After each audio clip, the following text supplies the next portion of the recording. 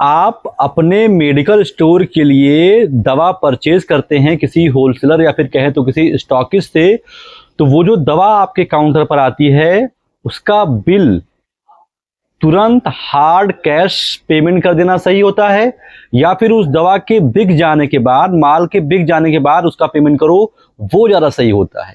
आज की इस वीडियो में मैं इसी के बारे में चर्चा करने वाला हूं कि अगर कोई दवा आपने मंगाई है तो उसका पेमेंट तुरंत कैश करना सही होता है या फिर रोक करके माल बिक जाने के बाद में पेमेंट करना ज़्यादा बेहतर होता है।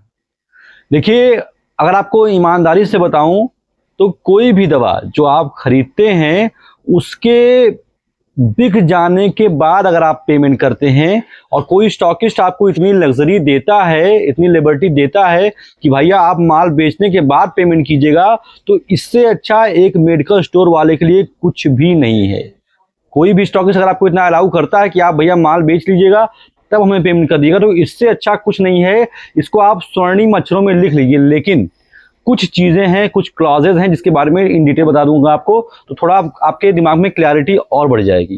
देखिए, हमारे मेडिकल स्टोर पर दो प्रकार की दवाइयाँ होती हैं। एक होती हैं बहुत ज़्यादा बिकने वाली और एक होती हैं थोड़ा कम बिकने वाली, फास्ट मूविंग आइटम्स और नॉन मूविंग आइटम, कम बिकने वाले आइटम्स। तो अब क्या होता है, जो अगर आप हार्ड पेमेंट कर देंगे, कैश पेमेंट कर देंगे, तो उसमें चांसेस हैं कि आपको सीडी यानी कि कैश पेमेंट पर आपको 2% एक्स्ट्रा आपको डिस्काउंट मिल जाएगा। तो आपके दुकान पर जो दवाइयाँ बहुत ज़्यादा बिकती हैं, बहुत तगड़ा बिकती हैं, मतलब समझ लो कि एक दिन में 1-2 बॉक्स निकल जाता है और आप उसका कैश पेमेंट करके 2% आप एक्स्ट्रा लाभ ले पा रहे हैं, तो मेरे विचार से आपको वहाँ पर कैश पेमेंट कर देना चाहिए।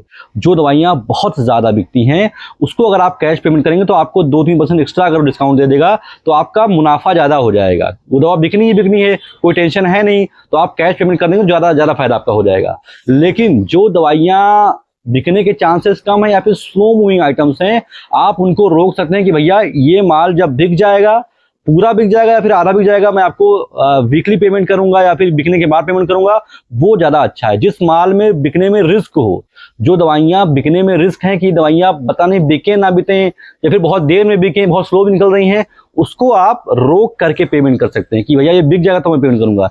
लेकिन जो दवाइयाँ ज़्यादा बिक रही हैं, धड़ल्ले से बिक रही हैं आपके यहाँ, उसको आप चाहें तो कैश पेमेंट कर देंगे तो आपके लिए बहुत ज़्यादा अच्छा हो जाएगा, क्योंकि आपको एक्स्ट्रा मिल जाएगा। और ऐसी दवाइयों को आप ज़्यादा क्वांटिटी में मंगा देंगे, प्लस अगर आप कैश कर देंगे तो आपको मुनाफा और ज़्यादा मिल जाएगा। तो इस तरीके से आप कर सकते हैं। और हार्ड कैश पेमेंट करने का फ़ायदा ये होता है कि आपके और स्टॉकिस्ट के संबंध अच्छे बन जाते हैं। मतलब आपके एक फ़ोन करने पर आधे घंटे में माल वो आपके काउंटर पर ले आएगा, क्योंकि जानता है कि यहाँ पर हमें कैश पेमेंट मिल जाएगा। भले ही 2% एक्स्ट्रा देना पड़ेगा, लेकिन कैश मिल जाएगा। उससे आपके और स्टॉक के संबंध अच्छे हो जाएंगे।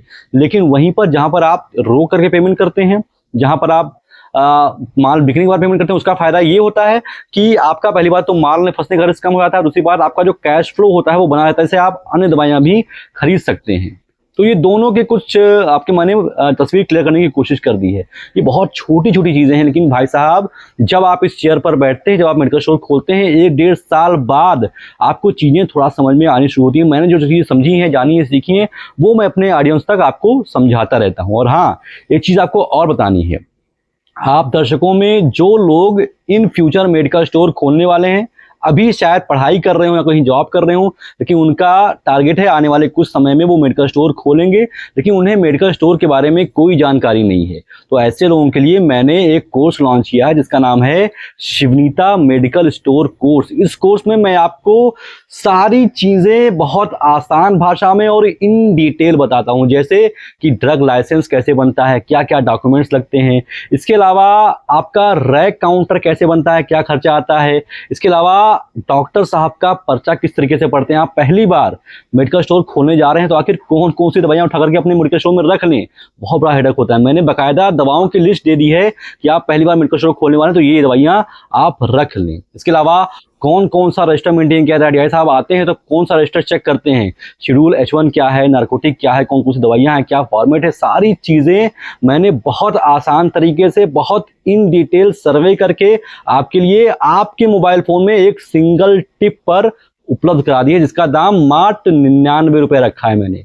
और यकीन मानिए भाई साहब, ये सारी जानकारियां आप मेडिकल स्टोर खोलने से पहले अपने शहर के किसी भी मेडिकल स्टोर से पूछोगे तो वो आपकी हेल्प नहीं करेगा। आप गूगल पर खोजो, चाहे यूट्यूब पर खोजो, कहीं भी आपको एप्रोप्रिएट जानकारी मिल नहीं पाएगी।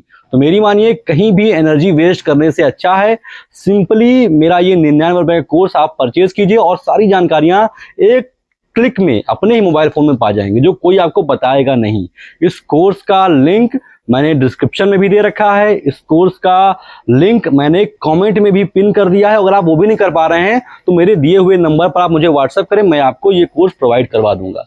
तो अगर आप मेडिकल स्टोर खोलने वाले हैं तो बहुत गजब का कोर्स मैंने लॉन्च कर दिया है। अगर मैं गजब बोल रहा हूं तो समझ लीजिए कि मैंने कितनी मेहनत की होगी उस पर। तो आपके लिए ये कोर्स बहुत अच्छा है अगर आप एक मेडिकल स्टोर खोलने वाले हैं तो। फिलहाल इस वीडियो में तो बस इतना ही। आशा करता हूं कि वीडियो आपको अच्छी लगी हो। अच्छी लगी तो इसको लाइक करिए ताकि मैं समझ पाऊं कि जो मैं कंटेंट बनाता हूं वो मेरे ऑडियंस तक पहुंच पाती है और उन्हें अच्छी लगती है। और अगर आप ऐसी वीडियोज और देखना चाहते हैं तो इस चैनल को सब्सक्राइब करिए ताकि मैं जो भी वीडियो बनाऊं मेडिकल स्टोर के बारे में, चाहे दवाइयों के बारे में, वो आप तक तुरंत ही पहुंच सके। फिलहाल अभी तक मेरे साथ इतने धैर्य से बने रहने के लिए आप सभी दर्शकों का बहुत बहुत शुक्रिया।